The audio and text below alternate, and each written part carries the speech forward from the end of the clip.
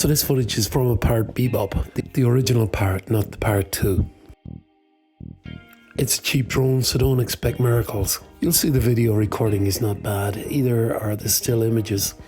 The stabilization of video images on this can be a bit touch and go, but you can do your editing job on your software and get rid of the parts that start to flutter. But this is a beginner's drone and it's a cheap drone, and you can't expect professional quality from a cheap drone. So this is Dungarvan Town in Southern Ireland, where I'm recording here. I like this drone, and the thing about this drone is if you damage it or lose it, you're not going to be out of pocket for a heap of money. So as a beginner, I would take a look at the Parrot Bebop, and it's a fairly robust drone, but like I said, for a beginner, it's probably a good starting drone. So I'll let you watch some of the rest of this video.